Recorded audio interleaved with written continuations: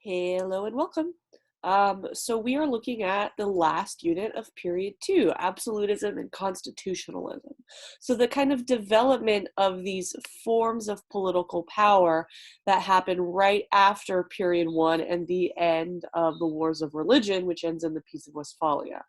All right.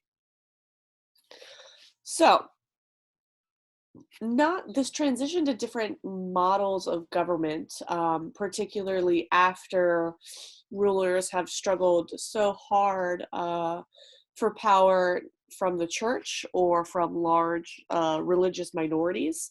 Um, they have varying degrees of being able to kind of institute these successful sovereignty over their peoples.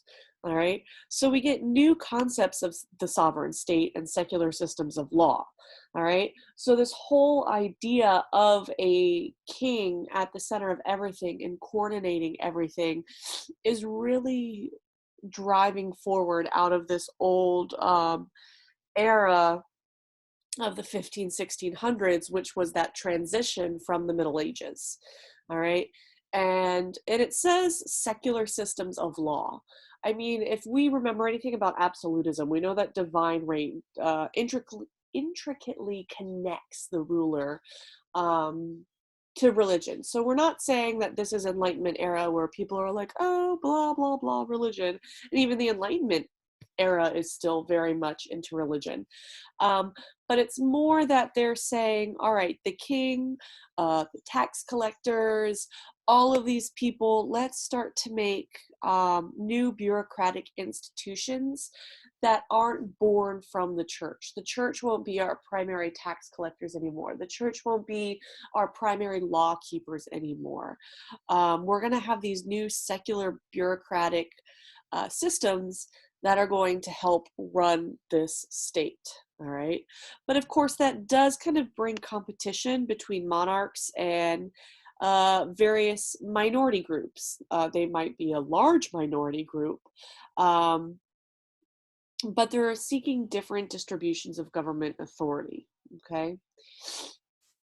But one of our biggest themes that we talked about when talking about state building and the, I don't know what I just said there, but state building and the balance of power is this idea of the monarchs being challenged by their nobles. Nobles want to retain that traditional form of shared government. Nobles used to, in the feudal era, be the only dominant tax collector, be the only dominant distributor of land, had the largest say in these sort of legislative government bodies. And now their power is slowly waning. So monarchies are trying to take away that power. And that's largely by creating these new sort of bureaucratic groups like intendants, which we'll review in a second a little bit more. All right, and our major people from that were the Fronde, that nobility group in France, or the Catalan revolts in Spain by the Spanish nobility, or even your cardinal in France, because your cardinals used to have huge, huge say in governance, and Cardinal Richelieu is the what do you call that? The guy, my mind is blanking on the term, but basically when your person is too young to rule and you look over them, but they have a lot of power. He was that dude for Louis, and then Louis just kind of takes over and he's like, no, I'm the cardinal. I should have all of this power. So the cardinal and Louis battle it out a lot for power, with Louis ultimately kind of pushing forward this absolutism. So if we recall throughout European history, we have different European nations kind of being the model and the strongest of their time. At this point, it's France. Remember, France is the go-to model for absolutism. All right, and they become really powerful out of this era. Okay, So, and then after France, we talked about, becomes the ascendancy of Britain. Before France, we had that Dutch Golden Age, Spanish and Portuguese exploratory dominance of the seas, etc. But also remember the Dutch East India Company too is also very important. And then the Dutch ultimately kind of lost that struggle to Britain. So Britain both kind of struggles the Dutch and the French for various forms of power. Within states, minority, local, and regional identities based on language and culture led to resistance against the dominant national group. So recall Britain, as they're expanding their power, they are really pushing back against the Celtic regions of Scotland, all right, but as well as Ireland. All right, they take over Ireland at this point. And although the Scots do press back, um, Britain really hates on Ireland when they take over. Ireland loses a lot more rights than the Scots do, and they're a lot more suppressed than the Scots are. So there's going to be a lot more rebellions in France, or excuse me, in Ireland, as we know, because if Ireland does around 1922 get their home rule and eventually are independent again, barring that Northern Ireland bit. All right. Within France, recall that there is a prominent Huguenot or French Protestant minority, so they're very much going to be suppressed. At this point, remember, there's the Spanish Netherlands. All right, so this is the point at which the Dutch are trying to get their full independent republic. Excuse me. Czech identity in the Holy Roman Empire. So the Holy Roman Empire is a hot mess. There's Catholics and Protestants, but also not even just different religious minorities, but also ethnic minorities, including the Czech. Then, I mean, of course, too, there's Jan Hus and defenestration as well. Okay. And that has to all do with kind of Protestantism, but also the Minnie, stop eating leaves. My cat eats leaves and I don't know why, and then she just throws them up later. Cats are strange, guys. All right. Anyway, moving on from Jan Hus and throwing people out windows. So Jan Hus kind of linked to Protestantism, defenestration kind of linked to the Dutch resistance. Okay. Okay. Models of political sovereignty, and also ignore the highlights. That's teaching stuff that I did for myself a while ago. In much of Europe, absolute monarchy was established over the course of the 17th and 18th century. Remember, that's 16 and 1700s. So we're saying most of the political sovereignty models during this time are absolutist. However, there are challenges to absolutism, and it resulted in alternative political systems. So that, of course, is going to be the Glorious Revolution in Great Britain, which we get constitutionalism and a constitutional system, a constitutional monarchy, and of course, I mean, the Dutch resistance will get us a largely kind of Republican type system in the Netherlands. Explained. So let's moving on to this balance of power. So as these states form, they struggle not only with themselves and their nobles in the church, but with each other to try to create this balance of power so one nation isn't too strong. I mean, especially considering the Holy Roman Empire. All right, this balance of power after the Peace of Westphalia, because the Peace of Westphalia was, about the wars of religion, but eventually it also kind of evolved in this idea of trying to create a balance of power between states in Europe and trying to get the Holy Roman Empire and the Habsburg dynasty, which also had a ruler in Spain, to kind of chill out and be less dominant over the European continent. Also, excuse my congestion today. Sorry about that. Okay. How did European states establish and maintain this balance of power? All right, so competitive state system led to new patterns of diplomacy and new forms of warfare.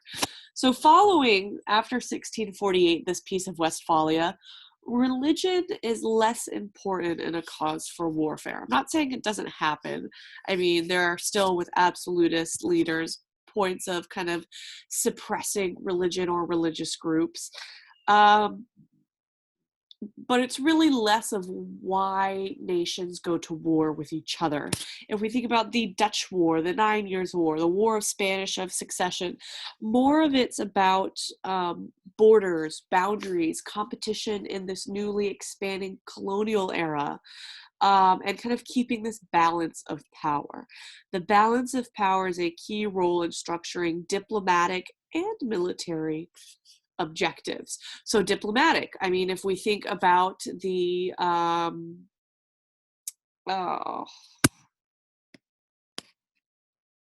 gosh, guys, my brain is not working this morning. The line in Brazil and the Americas, where they're like, hey, Spain, you basically get all of Latin America except for Brazil, and then hey, Portugal, you get Brazil and all of the trading posts that you've already established in Africa. Treaty of Tordesillas, there we go. Whew. Treaty of Tordesillas, as I mean, a key diplomatic objective, because Spain and Portugal were kind of fighting and kind of warring, and so they make this sort of diplomatic treaty based on kind of balancing their power over their maritime empires. All right. The inability of Polish monarchy to consolidate its authority over the nobility led to Poland's partition by Prussia, Russia, Austria, and disappearance from the map of Europe. So Poland's going to disappear for a while until it kind of comes back again after the war and during the world wars. So Prussia, Russia, and Austria all take bits and pieces, kind of depending on their power and this balance of power. And this is, of course, why Russia and Germany always have interest in Poland. And I mean, if we look at World War II, as part of the non-aggression pact between Hitler and Stalin, they both say, all right, fine, Hitler, you can invade Poland, but Russia, Stalin says, I want part of Poland. So Poland's going to continue to be an area of objection. After 1648, so after the Peace of Westphalia, dynamic and state interests, along with Europe's expanding colonial empires. We can't take absolutism and this balance of power out of the context of the forming of colonial empires. It's really important in why and how these nations fight each other, both in Europe, but also out in the world. Okay. It influenced diplomacy of European states, and it often leads to war. So remember, the Ottomans are still a thing, and the Ottomans are also important in kind of understanding this balance of power, because right now Europe is kind of trying to stymie the Ottomans. One second. Excuse me.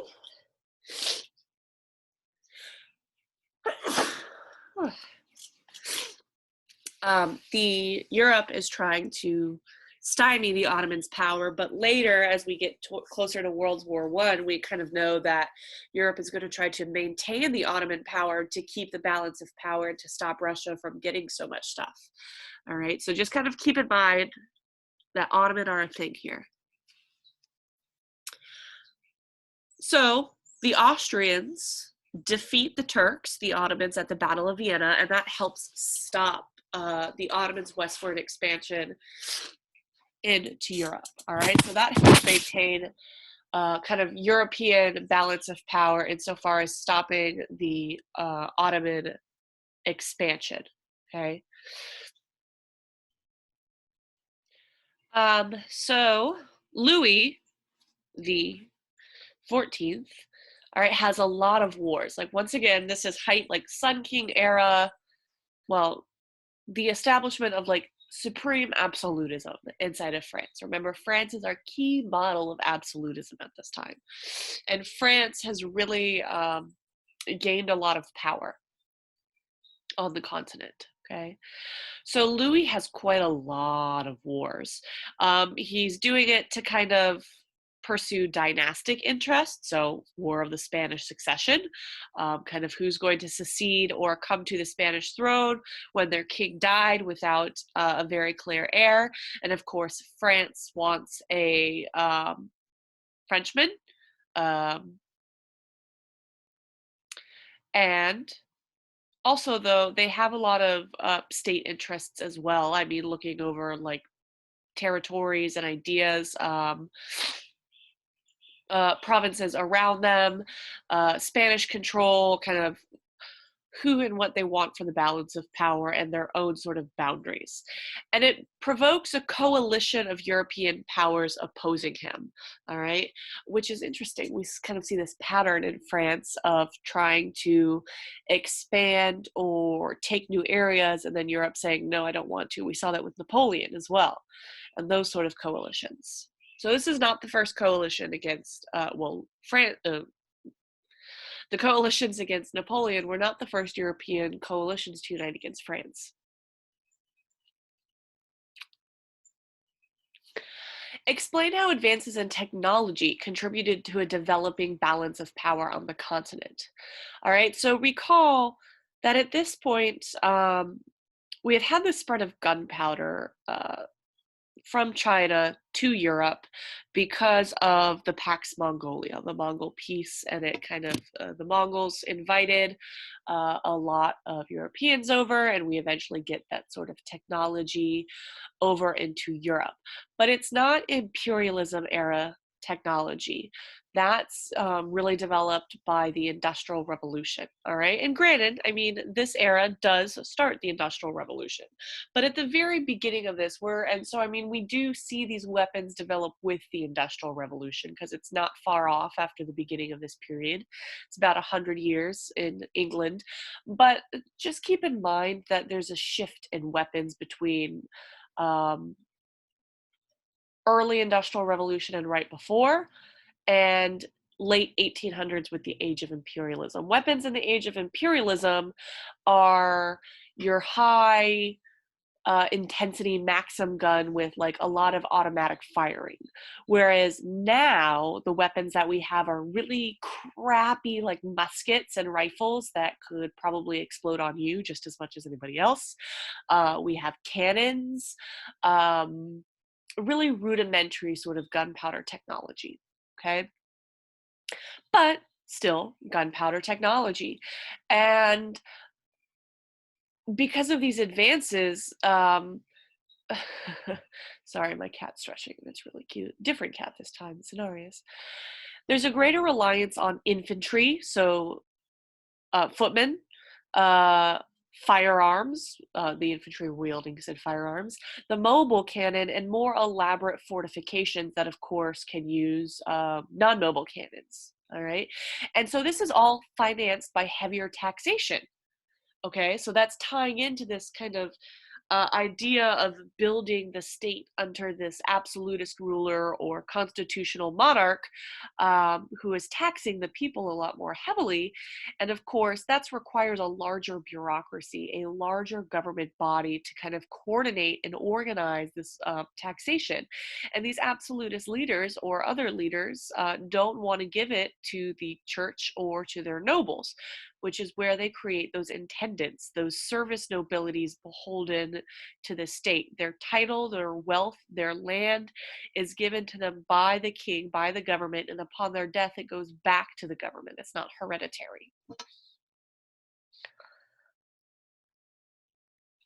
So this military revolution tips the balance of power towards various states able to march sufficient resources for the new military environment.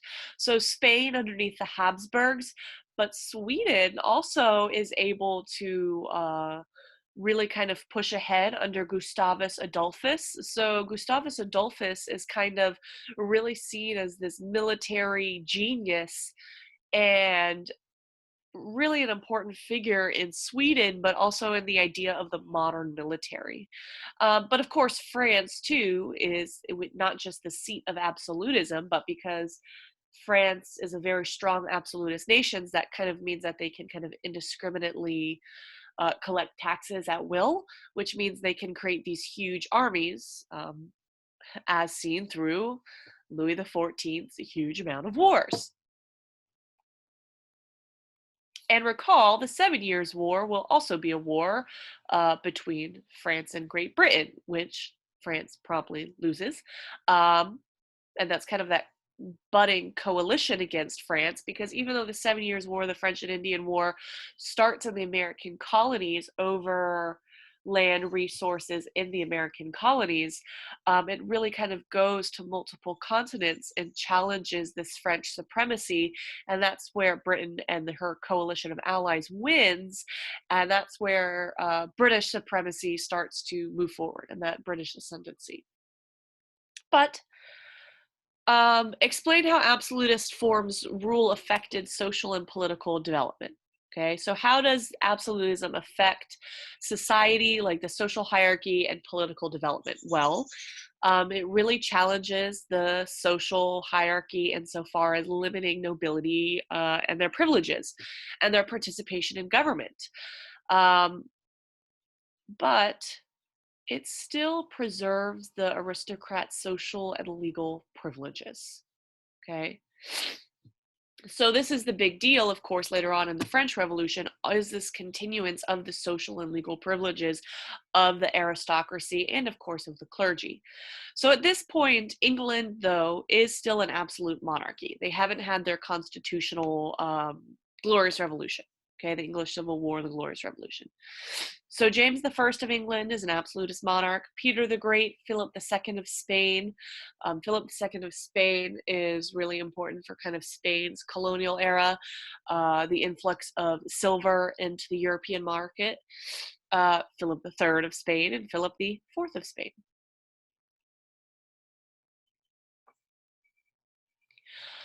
Louis XIV and his finance minister, Jean-Baptiste Colbert, extended the administrative, financial, military, and religious control of the central estate over French population. So I will reiterate again, the use of France's, the development of France's bureaucratic stations develops France into the ultimate absolutist nation. Like I said, they extend the power of the state by limiting nobility. They have intendants. But they also modernize by using these taxes that the intendants are helping collect to modernize and control a state military. So this state military is also useful in putting down rebellions by the Fronde and like noble aristocratic coalitions against the king. But France is not the only to kind of westernize or modernize their nation, because I mean, France is already kind of the West, but France modernizes, but so too does Russia. Russia modernizes, but also westernizes the Russian state and society. Recall that Russia was kind of behind because they were controlled by the Mongols for so long. And so once Ivan the Terrible kind of kicks out the Mongols, they're able to develop, but they're very different than the rest of Europe. And so underneath Peter the Great, then later Catherine the Great, they very much try to westernize Russia. And they transform political, religious, and cultural institutions. And so, like I said, Catherine the Great continues this process. They have the Russian Academy of Sciences, which is really kind of trying to, even though they don't really have many warm water ports, they're not able to participate in this maritime colonial aspect. Russia is able to kind of explore and push their boundaries into Siberia and into Asia. And still they do kind of develop a navy with the acquisition of at least one warm water port. Ooh, say that 5 times fast.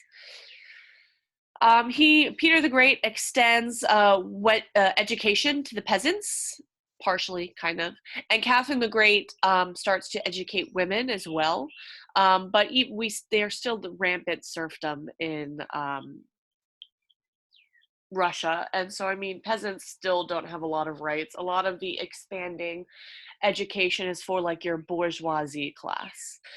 They start to institute Western fashion, and this is part of modernizing Russia, but it's also a way to kind of control the nobles by taking away their traditional symbols of dress and power. It helps disenfranchise them. And that's the boyars. The nobles in Russia are called boyars. And they too expand their military.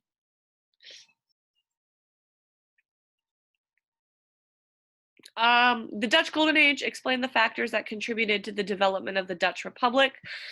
The Dutch Republic was established by a Protestant revolt against Habsburg monarchy. The Habsburgs both in Holy Roman Empire and Spain. Okay, and they develop an oligarchy of urban gentry, rural landholders to promote trade and protect traditional rights. So it's a Dutch republic, so this is not absolutism. And a lot of it has to do with who they are and why they revolted. They're Protestant. A lot of them are merchants. They're urban gentry and rural landholders. So they are not our sort of traditional aristocratic elite. All right. So the Dutch are built off of like people who are already not your traditional elite. All right. And so the Dutch,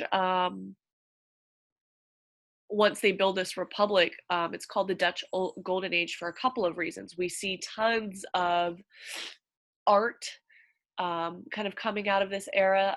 Amsterdam becomes a really important trading capital, as well as just kind of seen as very cosmopolitan, very forward, very the place to be, kind of hip, suave. And of course, too, the Dutch are very prolific traders. So the Dutch East India Company goes out as Portugal is going out around Africa, but largely in India, Indonesia area, and really reigns supreme until the British come to predominance in the Indian Ocean region. So, speaking of England, the English Civil War and the Glorious Revolution. Explain the causes and consequences of the English Civil War. So, just keep in mind, it's a complicated struggle. It's a conflict between the monarchy and Parliament, and the other elites over their respective roles in the political structure. It really exemplifies the competition for power among the monarchs and these competing groups. Um, so James the First and Charles the First are your two absolutist leaders, okay? And so sure, some of this is religion, all right, because there are various elites, um, largely kind of puritanical Protestant groups that think that the Anglican faith is too Catholic. The absolutist government is too Catholic. That because if we recall the establishment of Anglicanism, it was out of Henry VIII saying, "Hey, I want to divorce my wife so I can get a male heir. I'm just going to become the head of church." And really, I mean, the Anglican Church keeps a lot of its ornateness, its rituals, very similar to the Catholic Church with a few differences, its own Bible, the Bible of England. But it seems so similar to the Catholic Church. And the very devoutly Protestants, a lot of Puritans, don't like this. And that's the Oliver Cromwell dude. All right, but it's not just religion. In fact, I wouldn't say it's majority religion. A lot of it, too, is with kind of struggle and control over who has say in the government. Because sure, you have your aristocrats who want their power back from the government, but neither do they want to give their rights to the normal half.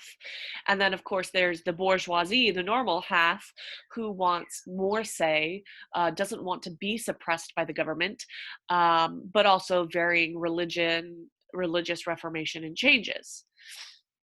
So you have this whole civil war with tentatively the aristocracy kind of supporting James the First and Charles the Fourth, and then your Roundheads supporting Oliver Cromwell. okay, or being led by Oliver Cromwell. And really, the military revolution is what solidifies the success of the Roundheads and Oliver Cromwell. So Oliver Cromwell essentially is the winner of the English Civil War, okay? And he comes into power essentially as a military dictator, okay? The Protectorate. This is called the Protectorate phase. So Oliver Cromwell and his Puritans, sure, get rid of a lot of rights, or get rid of a lot of absolutist abuses, but they're still relatively a dictator, and they still don't give a lot of freedoms to the people. Remember, this isn't an Enlightenment era revolution. It's not necessarily about freedoms of the people. It's moreover about the elites and their respective power to govern. And so one of the things that he does is he just Puritanizes, I don't know if that's a word, but I'm making it, Puritanizes England. He gets rid of a lot of these ornate holidays that are too similar and involves too much drinking and debauchery. He makes people dress very plainly, changes, like I said, all of the holidays and how people work, extends the work week, puts a lot of temperance measures in, and people are not having it. They're like, dude, Oliver Cromwell is not a lot of fun. Sure, I had to pay a lot of stupid taxes underneath James I and Charles I so they could go have mistresses out the wazoo, but at least I could like party for 7 days. So, and also the aristocracy is clearly not huge on Oliver Cromwell. So there's a backlash against Oliver Cromwell. And then you have Charles II and James II. Okay. And this, after Oliver Cromwell, they wrestle control, but Charles II tries to reinstitute absolutism, and people still aren't having that. So that's eventually where you get the Glorious Revolution, which is largely bloodless. There's still an army. England basically invites William of Orange and his wife Mary, who has a claim to the throne. William of Orange is from the Netherlands and those areas. And they say, hey, bring your army. You're really strong and powerful, and you have a very modern army. We invite you to come be King of England if you give the nobles and people their rights. And so the Glorious Revolution is where they basically scare the crap out of James II. James II flees. He's like, no, I don't want to fight anybody. And he leaves. And William of Orange is crowned William, I believe, the first. And they sign a protection of rights, and it protects the rights of the gentry and the aristocracy from absolutism through an assertion of rights, and it creates parliament. So this is our English Bill of Rights, and parliamentary sovereignty is established. So they have a king, but it's a parliamentary system, a constitutional monarchy. So William and Mary are king and queen, but they are limited in their power through the English Bill of Rights, and parliament is really supposed to have the most amount of political sovereignty in how they legislate and how they adjudicate. Okay. God, I forgot how long this one is. Sorry. Explain the continuities and changes in commercial economic development from 1648 to 1850. So, hey, economic. So like we said, this is the establishment of the Industrial Revolution in the 1750s. But before that can happen, we need a large, stable population. So the predecessor to the Industrial Revolution was your Agricultural Revolution. It raised productivity and increased the supply of food and other agricultural products because of new things as simple as the seed drill, better harnesses for oxen to make plowing fields faster, the Dutch system that England incorporates, where they have 4 fields and the use of turnips to kind of allow one field to follow, but also feed their livestock and not have to slaughter it every year because it's productive to keep them. All right. So this creates the stable and large population that Europe, particularly England, needed for the Industrial Revolution. But also, this is the height of our colonial era by the 1600s. And now that England isn't killing each other, really by this point, your major European powers have all established their colonial dominance in various areas of the Americas and Asia. But particularly the importation and transplantation of agricultural products from the Americas contributed to an increase of the food supply in Europe. What really important? I don't know what type of food it is. A legume? No, I don't think it's. I think it's a nightshade. I don't know. The potato. The potato originated in the Americas, and by transplanting it to Europe, really helped bring in good calories to people across Europe, but particularly in Ireland. Okay, so it increases the food supply and caloric intake of Europe. Labor and trade in commodities were increasingly freed from traditional restrictions imposed by governments and corporate entities. So this is the weird thing. So this is the era of colonialism, and this is the era of absolutism. So this is mercantilism, where governments are really, really sort of strictly monitoring the economy. But towards the end of this time period is where we start to see a change towards more free market policies, this more sort of laissez-faire type of role where there is less restrictions. I mean, the model for that is England. England turned to a constitutional monarchy. They have less absolutism. And as part of that, I mean, therefore, too, as they rule their colonies, there's going to be less oversight of their colonies. And it's easier, too, as the government starts to protect private property and businesses. We start to see more laissez-faire models in England, which will transfer to other nations as they kind of roll out of their absolutist eras. Okay, so continuity and changes is at the beginning of this is the height of absolutism, sure, mercantilism. By the end of period 2 in the 1800s is the start of the Enlightenment. We had our revolutions, and this is really our laissez-faire era, industrial era. So at the beginning of this time period, the putting out system, the cottage industry system, expands as an increasing numbers of laborers in the homes and workshops produced for markets through merchant intermediaries or workshop owners. But we know that we'll transition into the cottage and the putting out system is going to shift to the industrial system and the factory system. All right. The development of a market economy led to new financial practices and institutions. So once again, mercantilism, particularly in Great Britain, will kind of fade out. And as we have more sort of free market policies, we get the development of insurance, banking institutions that will give loans for venture capital, new definitions of property rights. Parliament starts to, in England, starts to define protection of private property against confiscation by the government.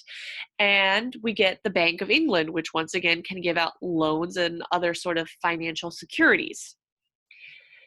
And early modern Europe developed a market economy that provided the foundation for its global role.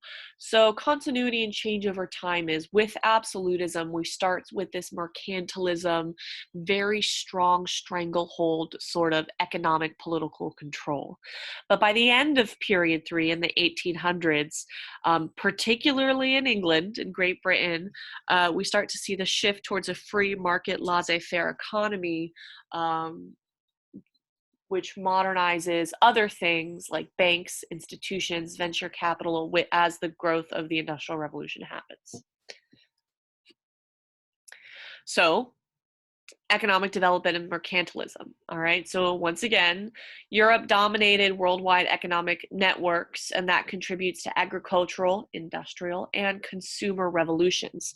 So we start out with mercantilist policies, drawing resources from colonies in the New World and elsewhere, and having strict state monitoring of this economy. And that a mercantilist policy really helps get the resources they need to expand their agriculture and economy back home, which eventually will allow to develop into free market policies. But this is the era of the transatlantic slave trade. So these resources that absolutists and other nations are drawing, they're able to get them, and they're so profitable because of this new labor system that they developed from the transatlantic slave trade. The transatlantic slave trade is at its height in 1750, which is the start of the Industrial Revolution. Overseas products and influences contributed to develop of a consumer culture. So it's not just raw materials for factories that's getting consumed and shifting people.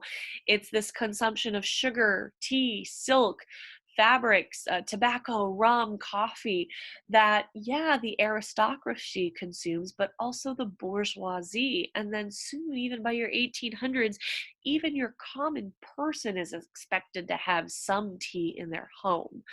So we can see how much of a consumer culture Europe becomes just by the sheer fact that in such a short amount of time, even the peasantry class has access to tea, which used to be a luxury item.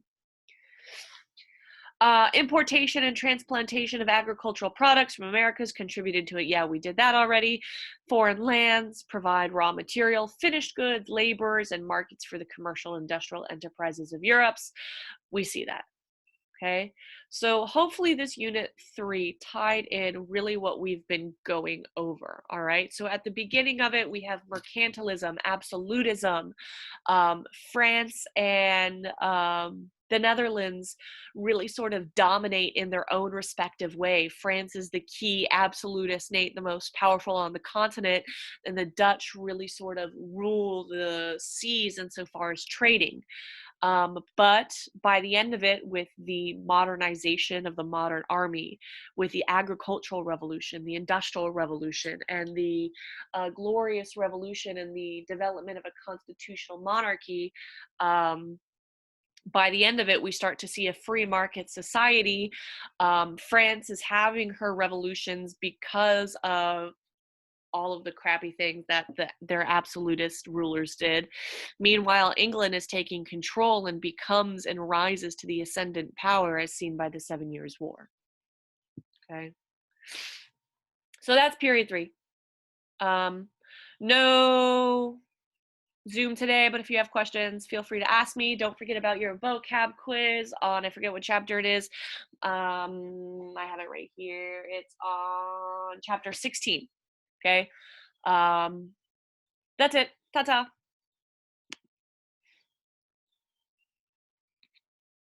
Maybe.